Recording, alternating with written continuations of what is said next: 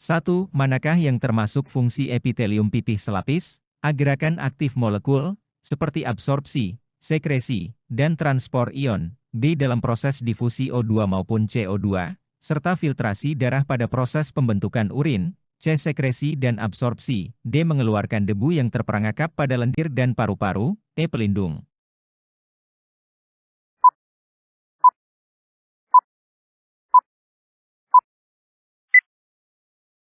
Jawaban yang benar adalah B. Epitelium pipih selapis merupakan epitelium yang tersusun dari selapis sel berbentuk pipih. Seluruh sel pada epitelium ini terletak di atas membran basal dan mencapai permukaan. Terdapat pada alveolus paru-paru, endotelium, mesotelium, lapisan parietal kapsul Bowman dan lengkung Henle, pleura, peritoneum, perikardium, serta endotelium pada pembuluh darah dan pembuluh limfa, berfungsi dalam proses difusi, osmosis, filtrasi, dan ekskresi. 2. Bagian yang bertanda X dan Y berturut-turut adalah A. Jaringan ikat dan otot lurik, B. Jaringan otot polos dan otot lurik, C. Jaringan otot polos dan epitel, D. Jaringan ikat dan epitel, E. Jaringan epitel dan otot polos.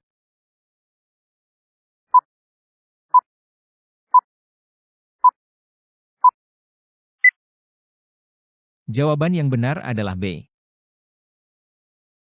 Secara umum, lambung memiliki 4 jaringan penyusun. Jaringan tersebut adalah jaringan epitel, jaringan ikat, jaringan otot, dan jaringan saraf.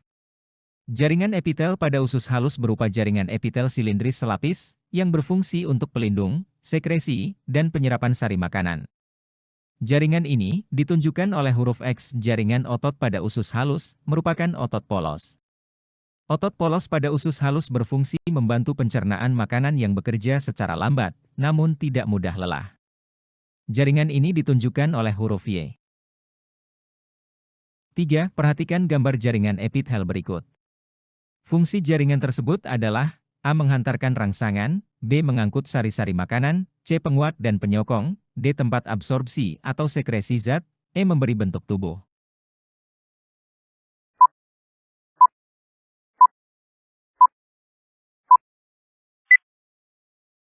Jawaban yang benar adalah B. Gambar di atas merupakan penampang dari jaringan epitel silindris selapis. Jaringan epitel silindris selapis ada yang bersilia, dan ada yang tidak bersilia. Epitelium silindris selapis tidak bersilia terdapat pada sebagian besar saluran pencernaan, seperti lambung, usus halus, dan kantong empedu, berfungsi untuk sekresi dan absorpsi. 4. Perhatikan gambar di bawah ini. Berdasarkan sel-sel penyusunnya, jaringan tersebut berfungsi sebagai A. Proteksi dan isolasi hilangnya panas berlebihan, B. Menerima dan menyampaikan rangsang, C. Kontraksi periodik, D. Melapisi atau melindungi permukaan tubuh, E. Melakukan aksi dan reaksi terhadap rangsang.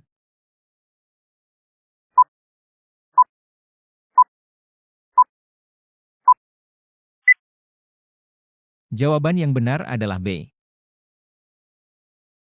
Gambar di atas merupakan penampang dari jaringan saraf. Jaringan saraf berfungsi untuk menghantarkan impuls. Jaringan saraf menghantarkan impuls dari alat-alat indera ke pusat saraf, serta menghantarkan impuls dari pusat saraf ke organ lainnya. 5. Di bawah ini terdapat bermacam-macam gambar bentuk jaringan epitel. Kelenjar keringat dan kelenjar ludah disusun oleh jaringan.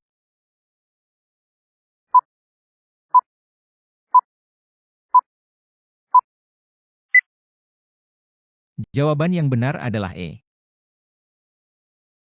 Kelenjar keringat dan kelenjar ludah disusun oleh jaringan epitelium kelenjar.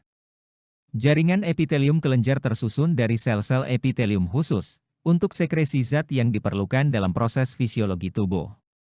Ada 2 macam kelenjar, yaitu kelenjar eksokrin dan endokrin. 6. Jaringan epitel yang melapisi bagian dalam jonjot usus ditunjukkan oleh gambar.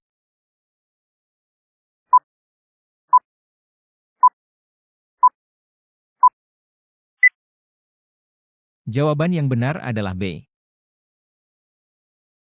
Jaringan epitelium yang melapisi bagian dalam jonjot usus, yaitu epitelium batang selapis, gambar B. Epitelium batang selapis, terdiri atas lapis sel berbentuk memanjang. Epitelium ini berfungsi dalam gerakan aktif molekul, seperti absorpsi, sekresi, dan transport ion. Epitelium batang selapis melapisi sayuran pencernaan. 7. Perhatikan gambar struktur otot berikut ini. Gambar yang menunjukkan struktur otot polos dan otot rangka secara urut adalah A1 dan 2, B1 dan 3, C2 dan 3, D2 dan 1, E3 dan 2.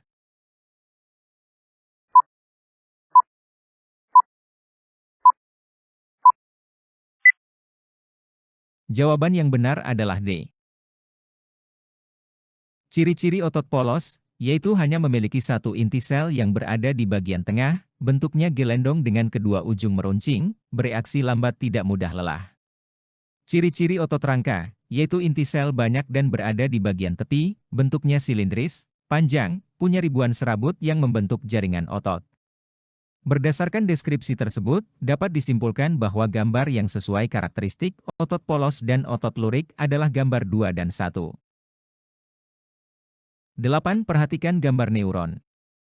X, Y dan Z secara berurutan adalah A dendrit, akson dan badan sel, B dendrit, akson dan sel Schwann, C dendrit, badan sel dan akson, D inti sel, nodus Ranvier dan sel Schwann, E inti sel. Selubung myelin dan sel Schwann.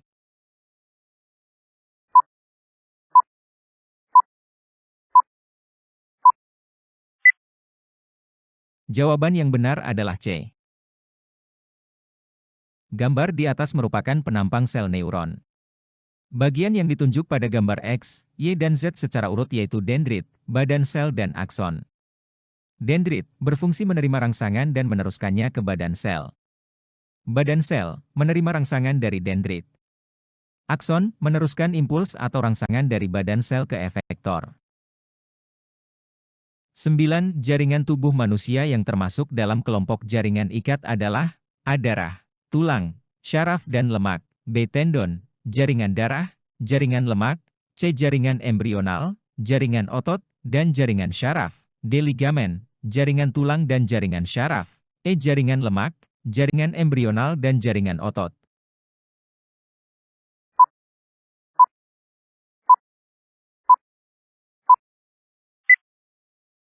Jawaban yang benar adalah B. Jaringan ikat dibagi menjadi 3 jenis, yaitu jaringan ikat sejati, jaringan ikat cair dan jaringan ikat penyokong.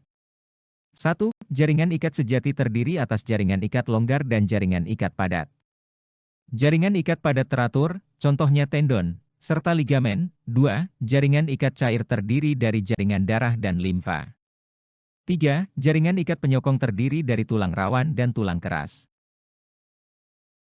10. Perhatikan gambar skema jaringan epitel berikut. Struktur jaringan epitel tersebut banyak terdapat pada A. Pembuluh darah kapiler, B. Pembuluh darah vena, C. Selaput luar paru-paru, D. Permukaan dalam usus halus, E. Rongga mulut.